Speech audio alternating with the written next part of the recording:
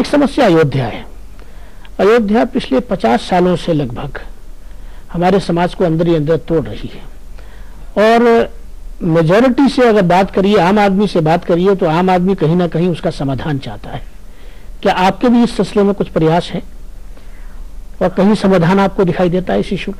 हाँ, मैं तो चाहता हूँ, मैं बात करता रहता हूँ इस बारे में, सबसे मिलता रहता हूँ, एक ही कहता हूँ मन से ये प्यार मोहब्बत के रास्ते पर चल के इसका हल निकल जाए। और बहुत से मुसलमान भी मिले हैं, हिंदू भाई भी मिले हैं और सबका ही मन है कि जल्दी से जल्दी ये काम हो जाए और देखिए हो जाएगा, मुझे आशा है पूरा।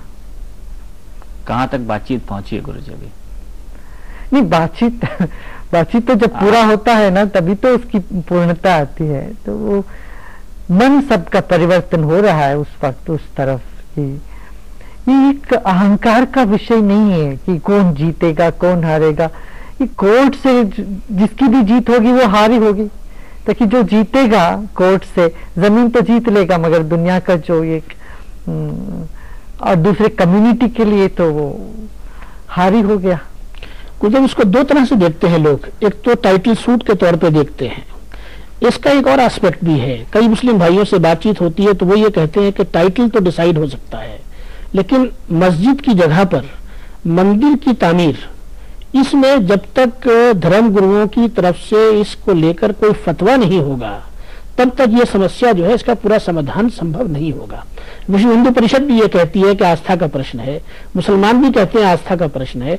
टाइटल सूट से टाइटल सूट तो डिसाइड हो जाएगा, लेकिन जो आस्था वाला एस्पेक्ट है, चाहे वो हिंदू एस्पेक्ट हो चाहे वो मुस्लिम एस्पेक्ट हो, उसमें कहीं ना कहीं फतवा जो है वो की रोल प्ले करता है। क्या उस संबंध में भी आपके कुछ प्रयास हैं? हमारी बातचीत हो रही है दोनों पक्ष से,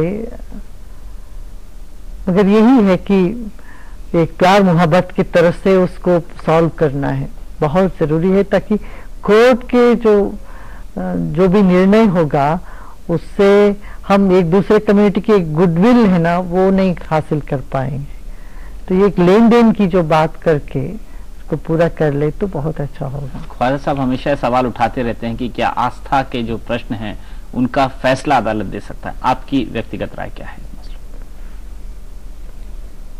आस्था का तो वो तो आस्था ही देगा।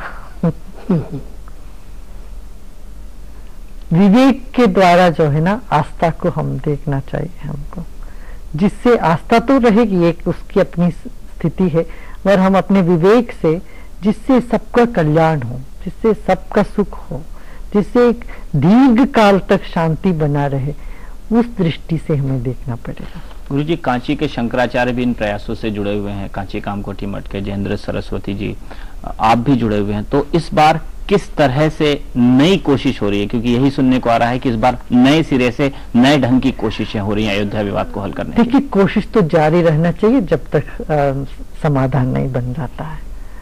तो बीच बीच में कभी बात टूट सकती है, फिर बन सकती है। इसको हम फेल्यूर के ढंग से या कोई नुकसान के ढंग से नहीं देखना चाहिए।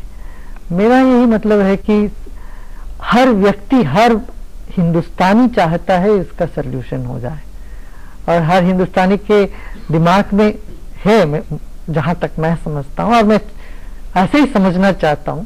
यदि कोई लोग हो कि ऐसा समाधान ना हो या झगड़ा बने रहे, तो मैं ये नहीं समझता हूँ कि वो देश के हित के लिए सोचते हैं। कई तरह के प्रस्ताव आए हैं, कई तरह के प्रस्तावों की चर्चा भी हुई है, बातचीत भी हुई है विभिन्न फोरमों पे। कुछ लोग कहते हैं कि अयोध्या में मंदिर भी बनना चाहिए, वहीं आसपास कहीं मस्जिद भी बननी चाहिए। आपके हिसाब से ऐसा क्या होना चाहिए उस ऐतिहासिक शहर के अंदर कि सभी लोगों की भावनाएं जो है वो आहत ना हो, या किसी भी समुदाय की भावनाएं आहत ना हो? वो बातचीत से होगी। वहाँ लोकल जो वहाँ के जो मुस्लिम्स हैं समुदाय है, और हिंदू संत, साधु संतों की जो मंडली है, सबसे राय लेके उन सबका जो राय होगा वैसा होना चाहिए। गुरुदेव, मुस्लिम समुदाय में अयोध्या को लेकर समाधान हो, ये तो एक आम लोगों की धारणा है, सभी इससे जुड़े हुए हैं लगभग जो है। लेकिन उनके मन में एक बहुत बड़ा सवाल है। सवाल ये है कि उनको ये संतुष्टि कैसे हो कि जो 6 दिसंबर 1992 को अयोध्या में घटा वो अब कहीं और नहीं घटेगा। एक आम मुसलमान सरकार से भी ये पूछता है और आप जैसे धर्मगुरुओं से भी ये पूछता है कि उसको संतुष्टि आप कैसे कराएंगे कि अयोध्या के हवाले से अगर वो कोई और अपना स्टैंड में थोड़ी सी तब्दीली लाए और हिंदू सेंटीमेंट को सामने रख के कुछ सोचे तो वो संतुष्टि उसको कैसे मिलेगी? देखिए, ये बहुत समय हो गया, अभी 12 साल हो गया इस बात को। इस तरह से हम वेट करते करते किसी शक की दृष्टि से करते रहेंगे तो फिर वो शक की वृद्धि होती जाएगी। मुसलमान हिंदू पर शक करते रहेंगे, हिंदू मुसलमान पर शक करते रहेंगे, तो इससे नहीं बनेगा। एक ट्रस्टिंग एटमॉस्फेयर हमें क्रिएट करना पड़ेगा, आपस में विश्वास पैदा करना पड़ेगा। तो ये काम जरूरी है। एक अक्टूबर 1991 में एक एक्ट बना था, places of worship special provisions act. उस एक्ट के अधीन जितनी भी हमारी धार्मिक स्थल हैं, चाहे उनका ताल्लुक किसी भी धर्म से हो, 15 अगस्त 1947 को जो उनकी यथास्थिति थी उसको एंश्योर किया गया है। एक्ट मौजूद है, कानून मौजूद है, लेकिन फिर भी मन में शक मौजूद है लोगों के।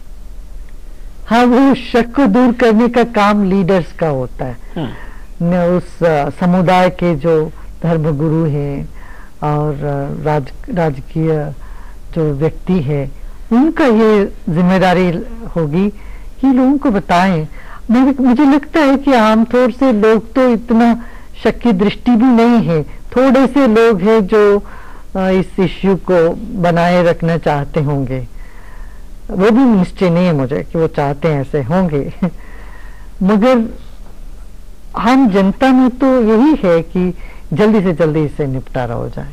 गुरुजी, दलाई लामा ने भी अभी पहल की है अपनी तरफ से। उन्होंने कहा कि अक्रॉस द टेबल बातचीत होनी चाहिए। सरकार ने भी कहा कि अगर किसी भी तरह की बातचीत वो करना चाहते हैं, करने की कोशिश करते हैं, तो सरकार का पूरा समर्थन होगा।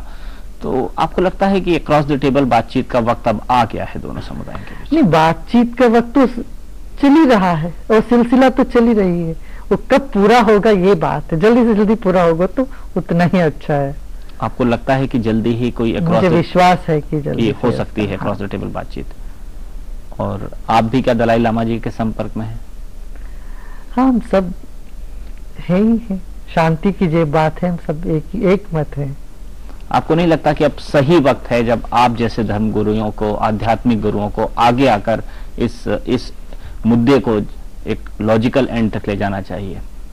देश के भलाई में, ह्यूमैनिटी के भलाई में, सभी समुदायों की भलाई में, शांति के लिए। हाँ, वो तो कोशिश तो जारी है। देखिए, किसी चीज में जल्दी नहीं कर सकते, उसका सबका अपना अपना समय वो लेता है उस चीज में। तो अपना तो लगे हुए हैं सब लोग, इस चीज का समय आ रहा है माने।